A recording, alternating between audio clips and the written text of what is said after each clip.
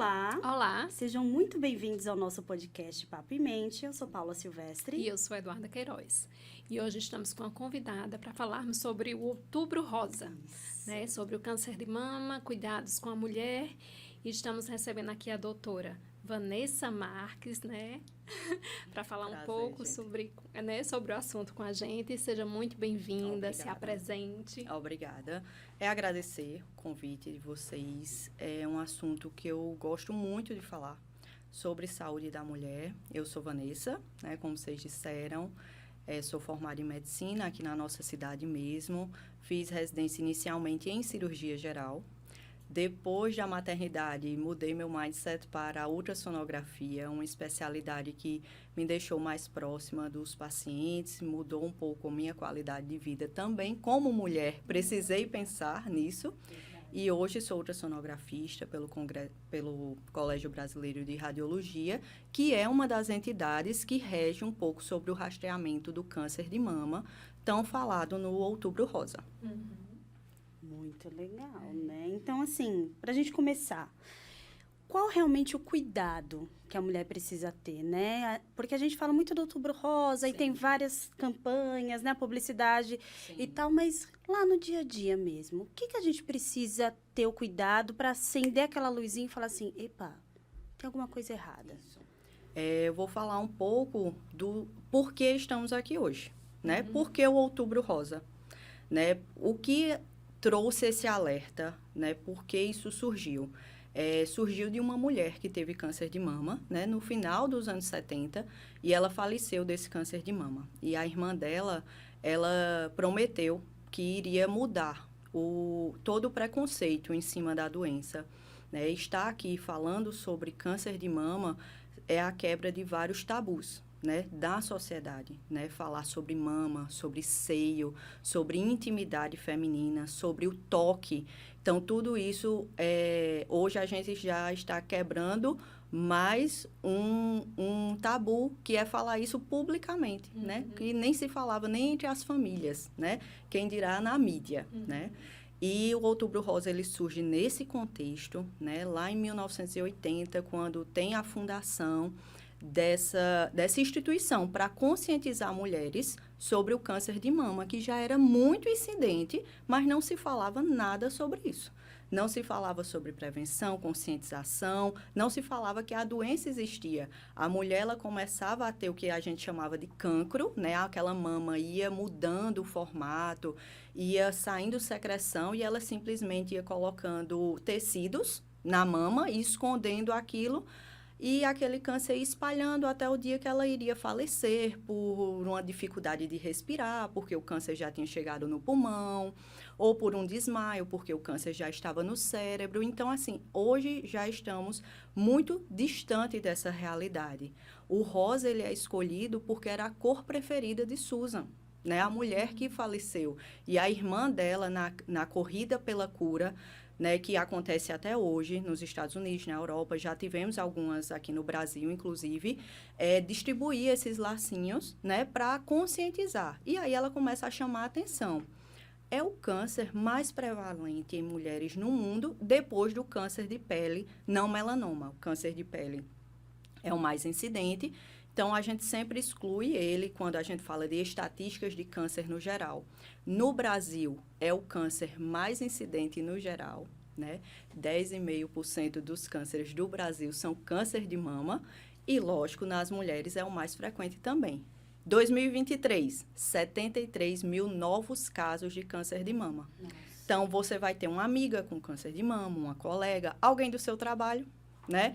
Um familiar. Então, a gente precisa estar preparado para diagnosticar, para acolher, para saber orientar essa pessoa, né? Olha, eu senti alguma coisa diferente, né? O que é que eu faço? Às vezes é sua amiga, às vezes é numa academia, às vezes é uma roupa que você sentiu algo diferente.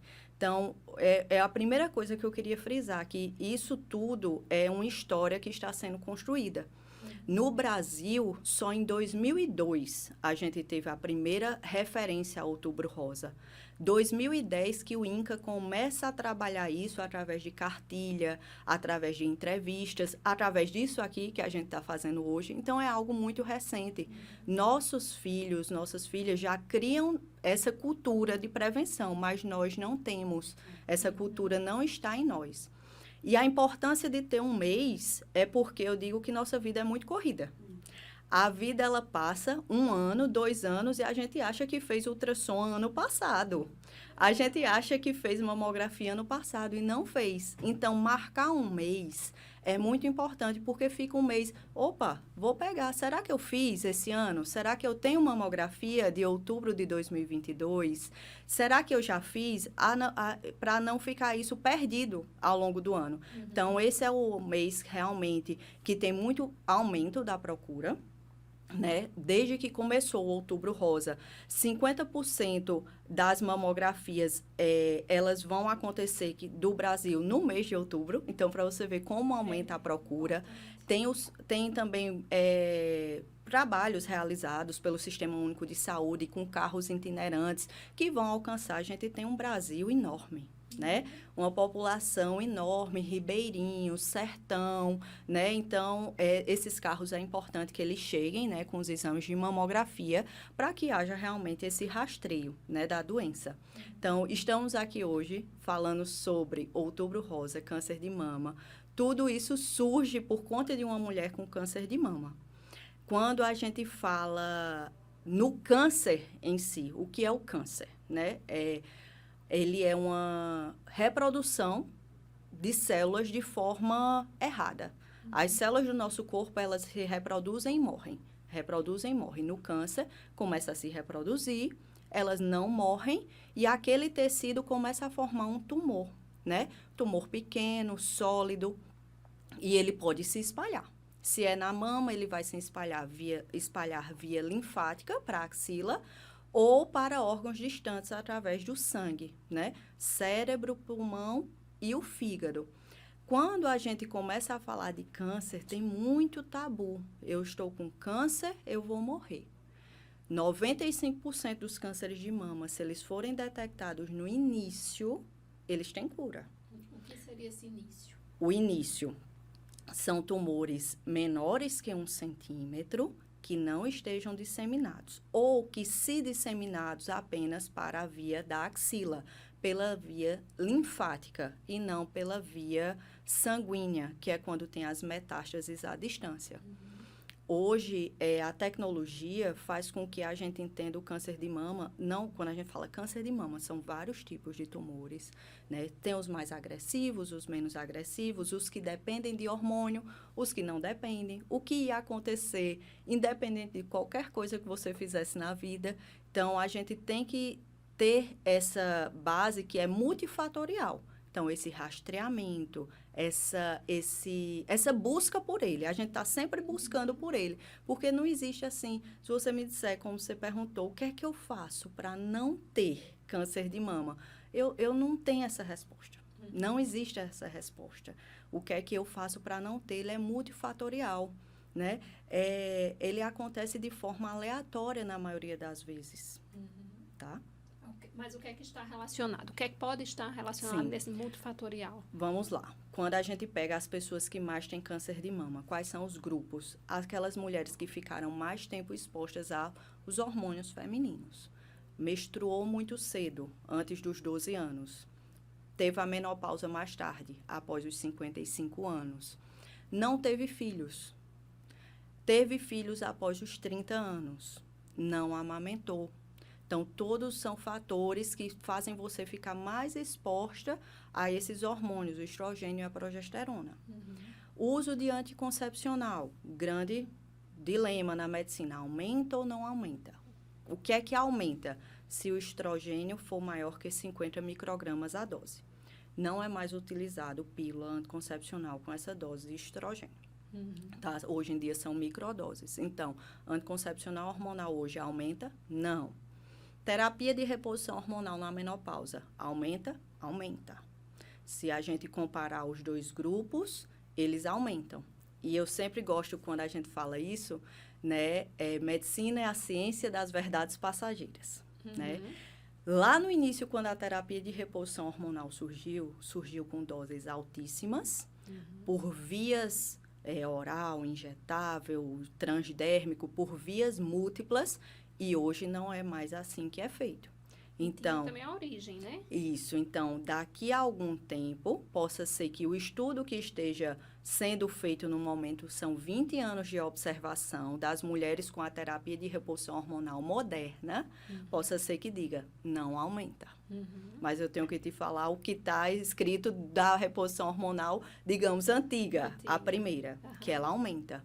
Existem fatores ligados à nossa qualidade de vida. 17% do câncer de mama está ligado à obesidade, álcool, tabagismo e à não prática de exercícios. Então, às vezes, a mulher chega louca, doutora, me dê um remédio que eu não quero ter câncer de mama. Vai para a academia, emagrece um pouco, né? A obesidade, a gordura, ela produz hormônios, digamos assim, de forma simples, semelhantes ao estrogênio. E vai fazer com que você fique também mais exposto ao estrogênio. Então, assim, o álcool muito estudado, muito ligado, o tabagismo aumenta 60% o risco de ter câncer. Então, eu digo assim, que é aquele simples difícil, né? Porque depende da gente, não depende de um remédio. Também é história familiar, né? É algo genética, que a gente tem que frisar muito, mas não é uma história familiar qualquer, tá? Se sua mãe, irmã teve câncer de mama antes de 30 anos, se é recorrente, uma tia teve de mama, a outra de ovário, a irmã de mama também. Existem aquela famosa, né, Angelina Jolie, fez a cirurgia da retirada da mama e do ovário, porque eles estão relacionados, porque ela tinha uma alteração genética. Que alteração genética é essa? O gene BRCA1 e BRCA2 eram alterados nela e faz com que essa pessoa aumente o risco de ter câncer de mama. Ah, doutora, e por que então não faz esse exame em todo mundo? E quem tiver isso, a gente tira a mama e os ovários. Uma pergunta, esse risco era relevante? É relevante? No caso dela, é relevante? É relevante. Quando você tem a alteração genética, né, aumenta em até 90%, né, a chance de você ter o câncer de mama. Mas lembrando que a alteração genética só é responsável por 5%. Então, às vezes, você teve uma mãe que teve câncer de mama, mas não foi por alteração genética. Sua mãe teve porque fumava, porque bebia, não necessariamente porque tem essa alteração genética. Então, sempre que você tem um caso na família que foi precoce, que o mastologista julgue necessário investigação hereditária, investiga você e investiga o parente que teve. Porque possa ser que esse parente tenha tido câncer não devido à alteração genética, mas devido a fatores ambientais que fizeram ele ter o câncer. Então, no caso do BRCA1, BRCA2, foi muito falado, um exame que todo mundo queria fazer, mas aí a pergunta que eu faço, quem está disposto a tirar as mamas e os ovários para prevenir algo que não é 100%? Porque por mais que o cirurgião ele tenha o cuidado de tirar esse tecido mamário completamente, é microscópico, gente, são células. Ainda fica um risco de cerca de 8 a 12% de desenvolver a doença, no caso da mama. Então, é o risco-benefício, é fazer depois da idade reprodutiva. Você não vai fazer isso uma pessoa de 30 anos que não teve filhos. Vamos ver seu painel genético, né? Qual é o risco-benefício dessa mulher tirar a mama e o ovário. Quando a gente tira o ovário, a gente induz uma menopausa. E a menopausa aumenta o risco cardiovascular da mulher. Então, a mulher não morreu de câncer de mama, mas infartou com 40 anos. Então, a ciência ainda, a evidência ainda não conseguiu dizer, vale a pena fazer rastreamento para todo mundo ou não? Não vale. Nesse momento não vale, porque tudo é risco-benefício. Vai aumentar a osteoporose, né? Vai aumentar a AVC, então a pessoa vai morrer de outras coisas. E se submeter a uma cirurgia mutilante, né? Que muda muito a qualidade de vida. Então, esses fatores de risco, né? Próprios da pessoa, do estilo de vida e os hereditários são os que a gente mais toca no assunto e eu digo assim, o que a gente pode mudar o estilo de vida, né? A menopausa, a questão de ter filhos ou não é uma decisão que você não vai pensar, eu vou ter um filho porque eu não quero ter câncer de mama. Não, você tem filho por outras questões, né? Mas não, vamos focar no que a gente pode mudar, né? O estilo de vida, né? Não fumar, não beber e praticar exercício físico. É a receitinha, né? É a receita básica para tudo. Pra tudo, Para né? tudo. Saúde mental, saúde do corpo. Pra Você tava tudo. falando, eu tava ouvindo, né? E tal. Pra quem não sabe, a doutora, ela é a esposa do doutor Abraão, que já veio aqui, médico do esporte. E se vocês assistiram o episódio, vão lá ver. E ele dá a mesma receitinha para outros problemas também, né? Quase tudo. Para quase tudo. É muito interessante isso, né? Isso. Agora, doutora, eu tenho uma curiosidade, assim, particular, mas que talvez, né, possa aí ajudar outras pessoas. Minha avó teve câncer de mama, Certo. tirou uma mama e tudo mais. E eu não entendia, porque toda vez que eu ia no ginecologista, ela sempre fazia a mesma pergunta. Tem incidência na família? E fazia todo o toque, ia até a Isso. axila e tal, e não sei o que. E eu falava, nossa, mas pra que tanta pergunta e tal. Porque realmente é para prevenir esse risco, né? Assim, se a Isso. gente for pensar, então tem um fatorzinho ali genético na minha família particularmente. Não é isso? Isso. Então, a prevenção, eu Vamos ainda lá. não fiz, né? A mamografia não Com fiz. o quantos exame. anos sua avó teve câncer de mama? Excelente pergunta.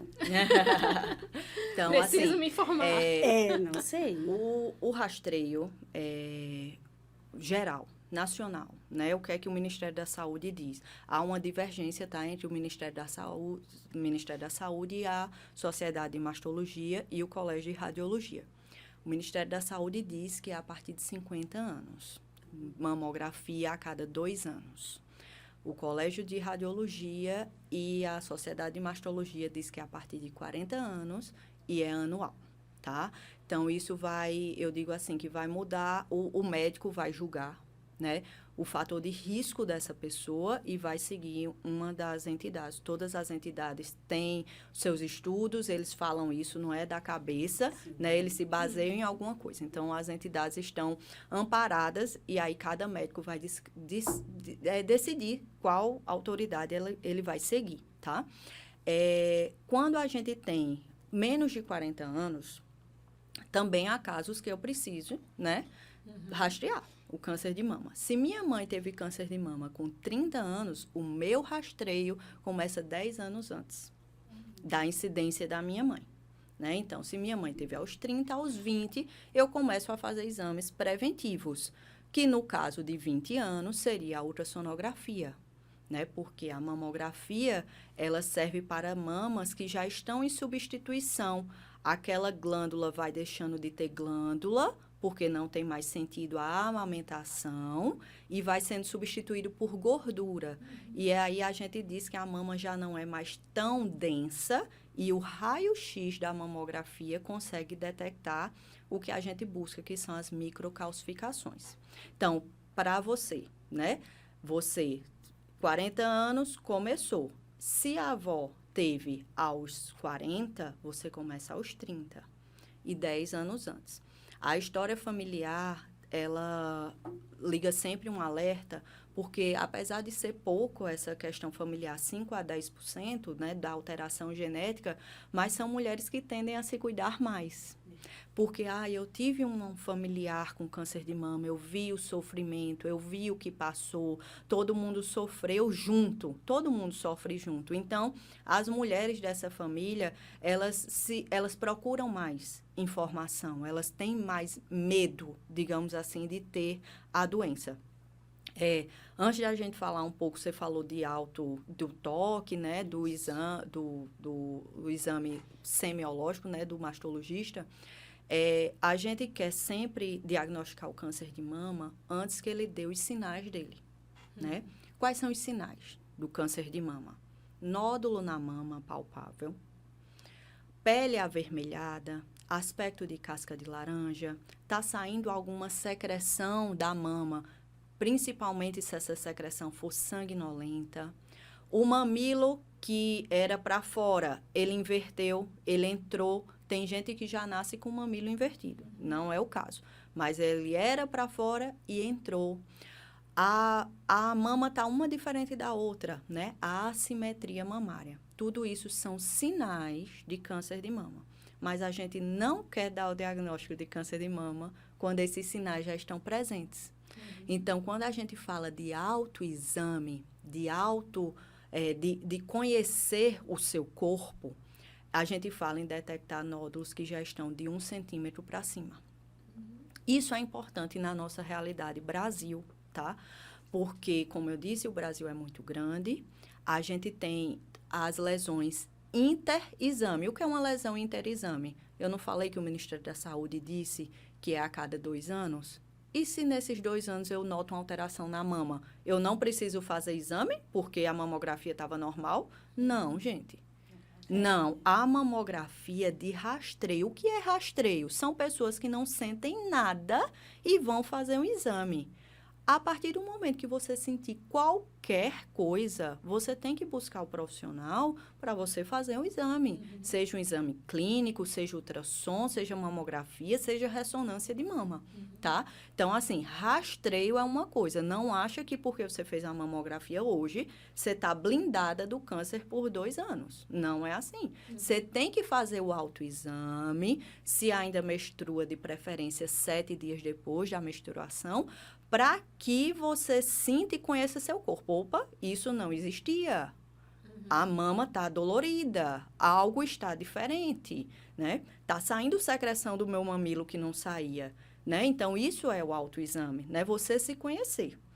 Fora essa questão do autoexame, a gente tem os exames de imagem, né?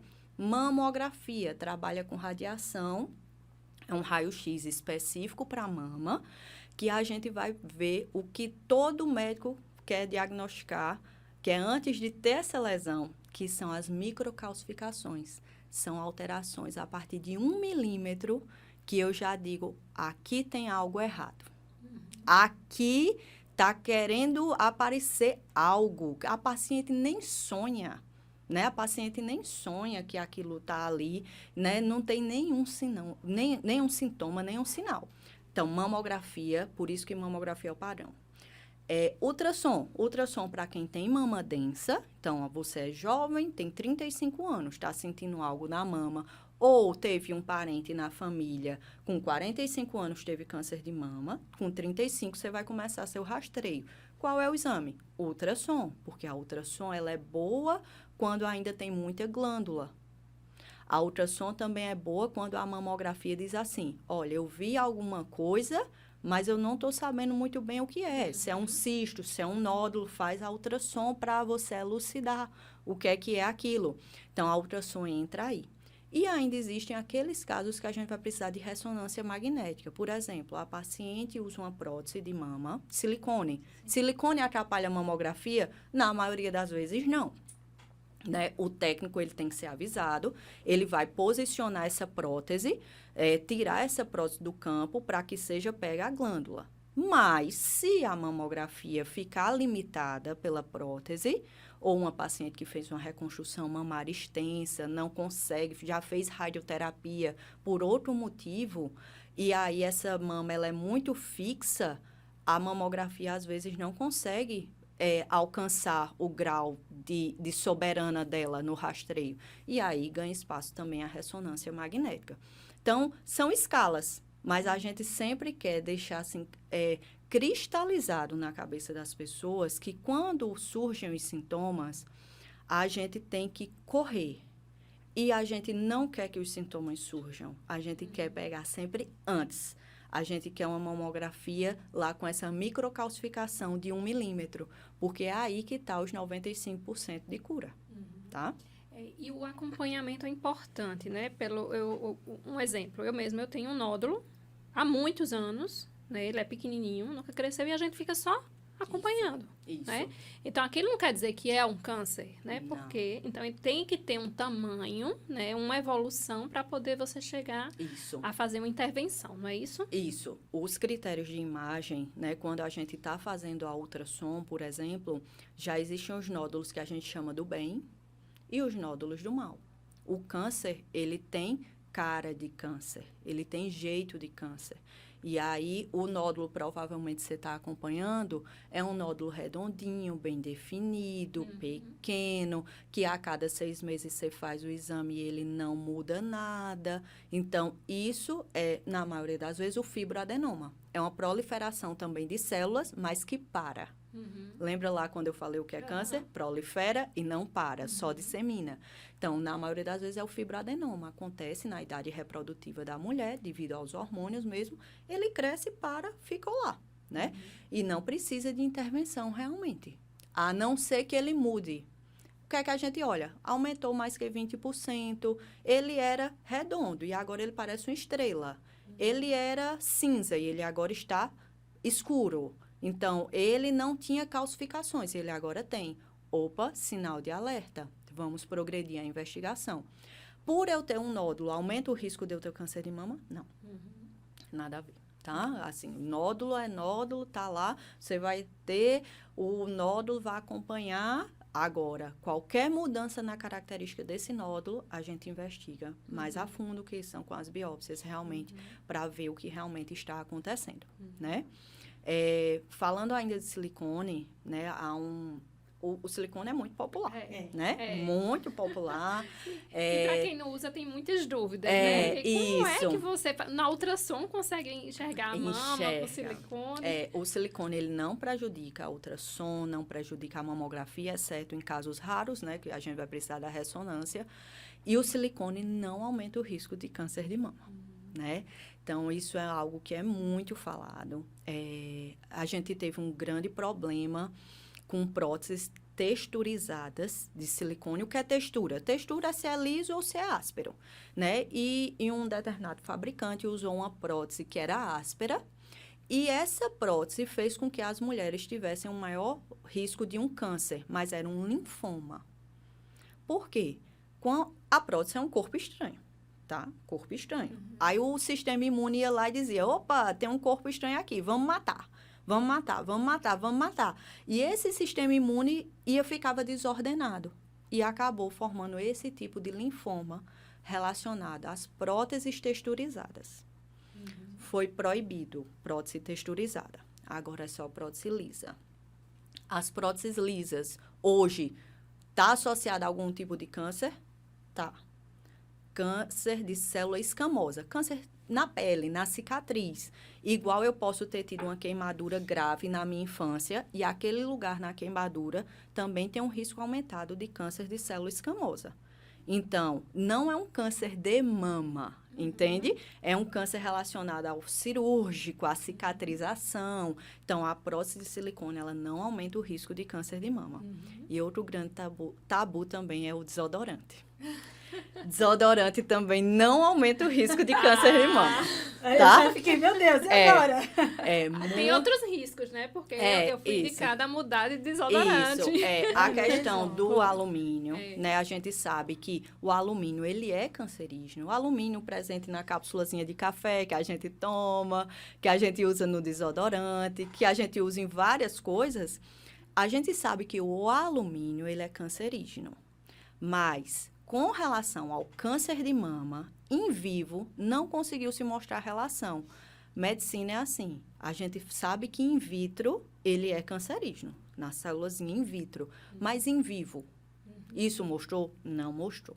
Algumas pessoas pensavam pela proximidade com a mama, né? Onde a gente passa o desodorante, esse alumínio ali próximo da mama, né? Poderia aumentar. Até agora, até hoje, até antes de eu vir para cá, que eu revisei os estudos, não estava. Mas lembrando que medicina é a ciência das verdades passageiras. Eu adorei né? isso. Não, Ciência das verdades passageiras. E tem várias teorias, né? Porque eu já ouvi dizer assim, não, porque o desodorante antitranspirante, ele impede de que você sue. Então, esse suor impedido, ele vai gerar ali Eu dentro. vi isso também, né? Tem muita coisa. Mas até hoje não conseguiu estar provado. O que é provar? Pega 100 mulheres que usam desodorante, pega 100 que não usam. Acompanha elas por 30 anos.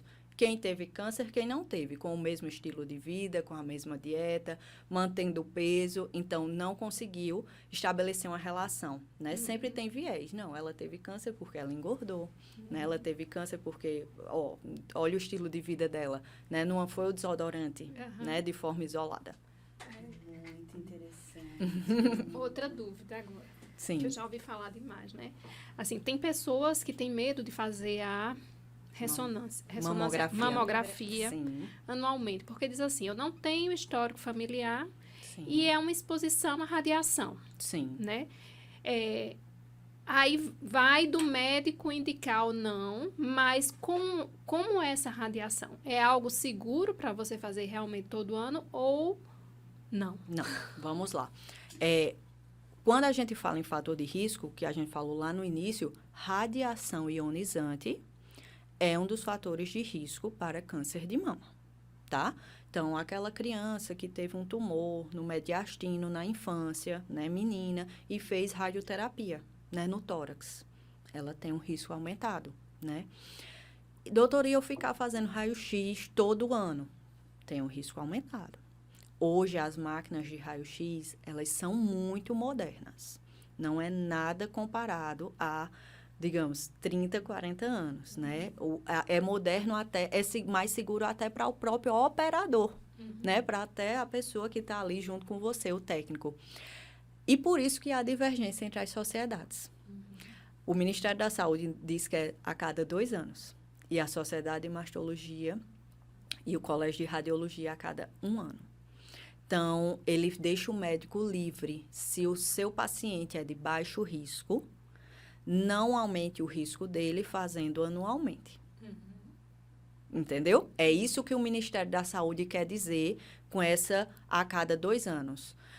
Sendo que a radiação da mamografia é uma radiação controlada, pontual, algo que aumenta o risco. Se eu olhar radiação, assim, isoladamente, aumenta o risco, aumenta o risco, sendo que o risco e o benefício mantém o anual na Sociedade de Mastologia e de Radiologia.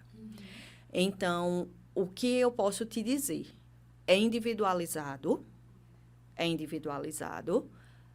mas não vale a pena você, por medo do exame, porque os outros fatores de risco, eles são muito maiores na vida da gente.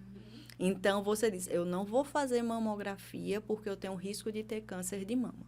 Ok, mas você fuma? Você bebe?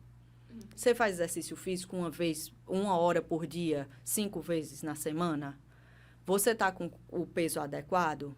Entendeu? Você está controlando seu estresse? Então, assim, não vamos criar medos na nossa cabeça que faz a gente se afastar da medicina moderna.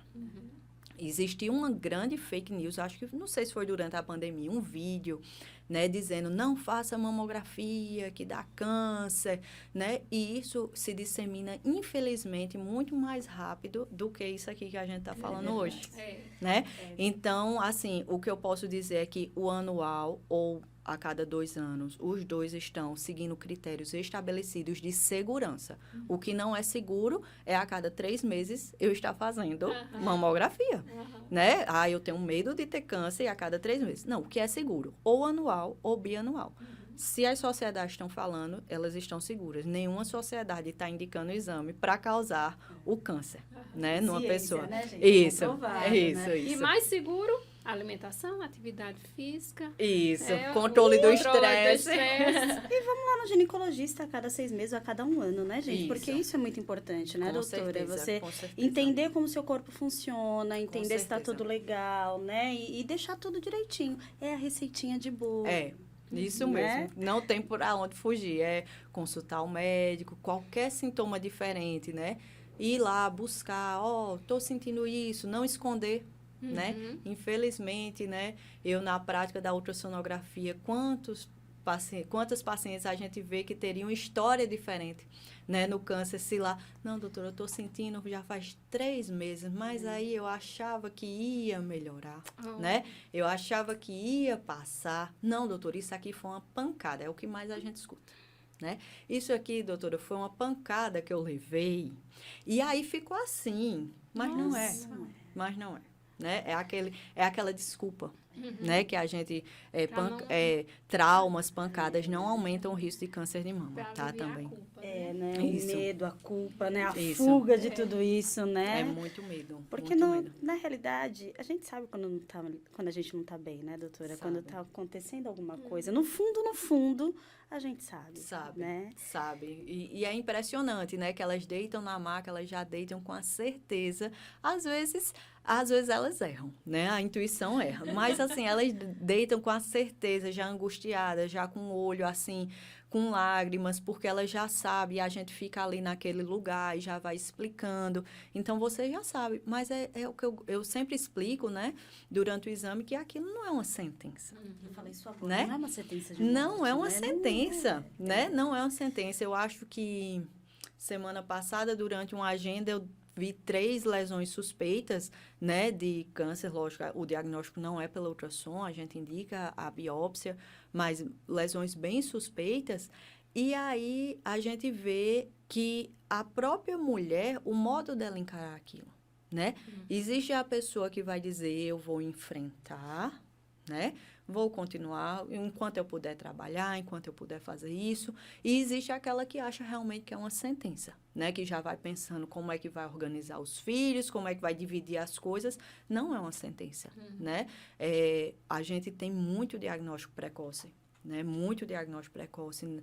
Nesses 95% de cura, o tratamento evoluiu muito. As cirurgias eram muito mutilantes. Gente, tirava musculatura, né? A mulher ficava realmente assim, você não tinha como esconder que você não tinha tido câncer, né? Não tinha como esconder, então aquilo era um estigma. 20 anos depois, 30 anos depois, você estava ali. E hoje não é mais assim. A gente tem a terapia que a gente pode fazer antes, a depender do tipo de tumor, neoadjuvante para diminuir o tamanho desse tumor, né? As cirurgias tendem a ser mais simplistas, né? Tem até uma nova agora, né? Eu não sei exatamente como é, porque Sim. Júlia Tavares, né? Nossa querida psicóloga, publicou ontem no Instagram dela, né? Que ela fez esse tipo de cirurgia, que é o mais novo que tem hoje, né? Um câncer de mama. Sim. E ela falando, né? Se toquem. Isso. Né? Então, pelo que eu entendi, pelo pouco que ela postou lá, né? Eu entendi que foi algo que foi descoberto muito precocemente. Sim. Né? E é uma mulher, assim, que tem um estilo de vida maravilhoso, tá ali correndo todo Sim. dia, 5 horas da manhã. Por isso que eu digo, é aleatório. É. Não vamos tentar, e não vamos tentar assim, meu Deus, o que é que eu fiz para ter isso? Gente, é aleatório. Teve mama, inclusive homem, só 1% dos casos, mas homem também tem câncer de mama, tá? Então, qualquer homem, não tem rastreio para homem, tá? Inclusive, teve um mastologista aqui de Campina Grande que teve câncer Pois de mama, né? Então, assim, homem também notou qualquer alteração na mama. A alteração do homem mais comum é a ginecomastia, quando esse tecido começa a crescer. E o homem, ele se incomoda com qualquer coisa na mama. Porque ele não é acostumado a ter essa mama, dor, qualquer sensibilidade, ele já se incomoda e ele já busca, né? Eu faço muito ultrassom de homem, né? Porque qualquer alteração ele já busca, né? Ele já diz, não, isso aqui não é assim, eu não sou acostumado a ter isso e algo tem errado, né? A mulher já é acostumada a sentir uma dor aqui, o sutiã apertou ali, né? Então, ela vai mais que levando, mais né? Aguentando O o homem já foge desconforto. mais da próstata, né? Justamente, ele foge, isso aí ele foge mesmo. Doutora, que papo maravilhoso, esclarecedor. Demais, Né? A gente está demais. caminhando para o nosso final. Certo. Mas, para a gente finalizar mesmo, qual que é o recado? Aliás, tudo que você falou aqui foi muito Sim. importante, né? Mas, assim, de alerta mesmo para as mulheres que estão nos assistindo. O grande recado é que, assim, eu digo assim, ser feliz é simples. O difícil é ser simples, né? Então, vamos nos tocar. Vamos conhecer o nosso corpo. Vamos ter os médicos como grandes aliados, né? Nossos parceiros, realmente. Às vezes, a gente está em um médico por outra causa, né? A gente, às vezes, está, não sei, num ortopedista, né? Porque está com a dor na coluna. Diz assim, doutor, o senhor pode solicitar minha mamografia anual? né, que eu ainda não fiz esse ano, vamos ter o médico, né? Eu sou cirurgiã, sou ultrassonografista, mas, assim, todo médico tem conhecimento sobre o que a gente está falando aqui hoje. Então, não vamos perder a oportunidade de rastreio. Lembra lá da mamografia? 1 milímetro já consigo ver. E se surgirem os sintomas, vamos correr. Vamos correr. O ideal é que durante os 30 primeiros dias eu já esteja encaminhada para tratamento, né? O ideal é isso, para eu pegar aquela chance de cura lá dos 95%. Meu recado é esse, tá ok? Vamos correr. Como é? Está em dia?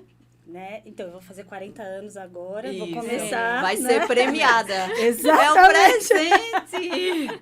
É o presente.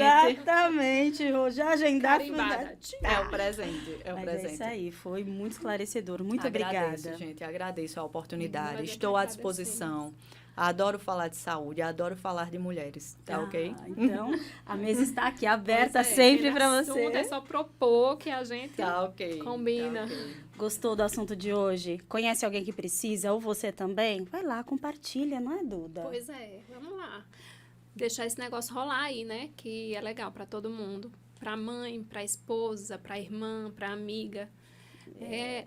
As mulheres precisam. É uma forma de demonstrar amor, né? Então, se cuidar e cuidar da outra é demonstrar amor. É isso aí. Então, nos sigam nas redes sociais, vai lá, compartilha. Como que é do sininho mesmo? Ativa o sininho. Sim, nosso sininho. Não, se tiver pauta, tiver perguntas, manda pra gente, vai lá no Instagram, porque a gente tá aberto, fazendo conteúdo com muita responsabilidade e muito carinho pra você. Pois porque a gente é diferente. Mas o papo é imenso. É isso aí. Tchau, Tchau, tchau.